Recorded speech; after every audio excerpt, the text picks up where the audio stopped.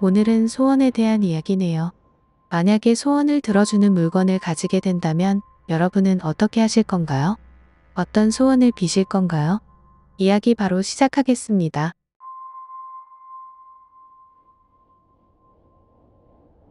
초등학교 4학년 시절 우리들의 일과는 동네 슈퍼 2층에 있는 문구점에서 친구 사키, 마리코와 모이는 것이었습니다. 우리는 공부에 필요한 공책이나 연필에는 관심이 없었습니다. 대신 향기 나는 지우개나 화려한 펜, 귀여운 캐릭터 소품들을 구경하는 데 온 정신을 쏟았죠. 그 중에서도 우리를 사로잡은 건 마법사 아이템이라는 시리즈였습니다. 흔히 여자아이들이 좋아하는 부적 같은 완구였는데 좋아하는 사람의 이름을 쓰면 사랑이 이루어지는 펜이다. 마법의 물이 담긴 작은 병 같은, 지금 생각하면 아무것도 아닌 장난감이었습니다. 어느 날 평소처럼 소품을 사서 가게를 나오는데 사키가 그 시리즈 중 하나인 소원을 들어주는 종이를 꺼내 우리에게 보여주었습니다. 분홍색 얇은 종이가 3장 들어있는 팩이었는데 종이에 소원을 적어 물에 녹이면 소원이 이루어진다고 적혀 있었죠. 사키는 종이가 3장이니 하나씩 나누어 갖자며 나와 마리코에게 건넸습니다. 가게 문이 닫힐 시간이 되자 우리는 당장 사키네 집에 모여 소원을 빌기로 했습니다. 밖은 이미 어두워졌지만 오히려 그 어둠이 마법 같은 분위기를 더해주어 아이들끼리 몰래 노는 재미를 돋웠습니다. 다행히 사키의 어머니는 밤일이 아니었고 마리코의 부모님도 늦게까지 귀가하지 않으셨습니다. 우리 엄마도 갓 태어난 여동생을 돌보느라 내가 밖에서 조금 늦게 노는 것 정도는 신경 쓰지 않으셨죠. 막상 소원을 빌려니 딱히 떠오르는 게 없었습니다. 셋이서 한참을 고민하다 겨우 써 내려간 소원들은 참으로 소박하고 어리석은 것이었습니다. 나는 32색 색연필을 갖고 싶어. 사키는 미인이 되고 싶어. 마리코는 나만의 방을 갖고 싶어. 정말 이루어질까 의심하며 셋이서 컵에 담긴 물에 종이를 넣었습니다. 종이는 순식간에 녹아 사라졌습니다. 지금 생각하면 물에 잘 녹는 소재였을 뿐이겠지만 그때의 우리 눈에는 마법처럼 신기하게만 보였습니다. 그 일을 까맣게 잊고 지내던 몇 주 후 친척 집에 다녀온 엄마가 갑자기 나에게 색연필을 건넸습니다. 납작한 캔에 들어있는 32색 색연필이었습니다. 친척 언니가 쓰던 것인데 이제 필요 없다며 받아오셨다고 했습니다. 캔을 열어보니 대부분 깎이지도 않은 새것 같은 긴 색연필들이 가지런히 놓여 있었습니다. 소원이 이루어졌어. 엄청난 흥분이 몰려왔습니다. 사키와 마리코에게 빨리 알려주고 싶어 그날 밤은 설렘에 잠을 이룰 수 없었습니다.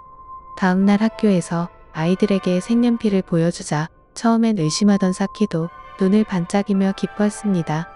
그 종이 진짜였어? 우리는 까르르 웃으며 수다를 떨었습니다. 그날은 마침 1학기 종업식 날이었습니다. 학교가 일찍 끝나자마자 우리는 다시 사키네 집으로 달려갔습니다. 두 번째 종이에 소원을 쓰기 위해서였죠. 첫 번째 소원이 현실이 된 만큼 우리는 고민에 고민을 거듭했습니다. 하지만 이야기는 점점 엉뚱한 곳으로 흘러갔고 어느새 학급 친구 중 누군가를 흉보는 자리가 되어버렸습니다. 사키가 툭 던지듯 말했습니다. 타카나시 유야, 그 녀석 진짜 지저분하지 않니? 타카나시 군은 반에서도 나쁜 의미로 눈에 띄는 아이였습니다. 덩치가 크고 난폭한 데다 늘 꾀죄죄한 옷차림에 불쾌한 냄새가 났죠. 당시 그와 같은 반이었던 나는 가끔 그에게 괴롭힘을 당하곤 했습니다. 벌레를 들이밀어 나를 울리기도 했죠. 솔직히 나도 그를 지독히 싫어했고 여름방학 동안 그를 보지 않아도 된다는 사실에 안도할 정도였습니다. 장난기가 발동한 우리는 못된 마음을 담아 두 번째 종이에 같은 소원을 적었습니다. 타카나시 유야가 사라지게 해주세요. 종이는 이번에도 컵 속의 물에 녹아 허무하게 사라졌습니다. 여름방학이 끝나고 2학기가 시작된 시 없이 날 타카나시 유야 군은 교실에 없었습니다. 선생님은 그저 타카나시는 가정, 사정으로 이사했다라고 담담하게 설명할 뿐이었습니다. 그를 걱정하거나 아쉬워하는 아이는 아무도 없었습니다. 나 역시 대수롭지 않게 여기며 학교 준비를 하고 있는데 사키가 웃음을 참지 못하겠다는 표정으로 내 귓가에 속삭였습니다. 또 이루어졌어. 그 순간 갑자기 등골이 서늘해졌습니다.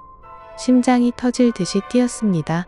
마리코를 보니 그녀 역시 나처럼 창백해진 얼굴로 눈을 내리깔고 있었습니다. 설마 그럴 리가 없지. 머릿속으로 계속 부인했지만 불안한 생각은 꼬리에 꼬리를 물었습니다. 그날 이후 우리 셋은 예전처럼 어울리지 않게 되었습니다. 학년이 올라가며 사키는 다른 친구들과 어울렸고 마리코는 학교에 잘 나오지 않게 되었습니다. 나 또한 적당히 다른 친구들을 사귀며 시간을 흘려보냈습니다. 어느덧 사회인이 되어 일에 치이며 살아가던 중 슈퍼에서 장을 보던 내게 금발의 화려한 여성이 아는 체를 해왔습니다. 사키였습니다. 그녀는 알아보기 힘들 정도로 미인이 되어 있었고 화려한 분위기를 풍겼습니다. 목소리를 듣고 나서야 그녀임을 깨달았습니다. 어린 시절의 서먹함은 사라지고 성인이 되어 만난 우리는 반가운 마음의 근처 카페로 향했습니다. 사키는 지금 유흥업소에서 잘 나가는 인기녀라고 했습니다. 마리코는 졸업 직후 결혼했다가 이혼하고 혼자 살고 있다는 소식도 전해주었죠. 사키는 곧 아이가 생겨 일을 그만둘 계획이라며 들떠 있었습니다. 추억담이 이어지던 중 나는 오랫동안 가슴 한구석에 응어리져 있던 그 일을 물었습니다. 타카나시 군, 그리고 소원을 들어주는 종이에 대해서요. 그녀 역시 그 일을 선명하게 기억하고 있을 거라 믿었습니다. 타카나시 군 말이야.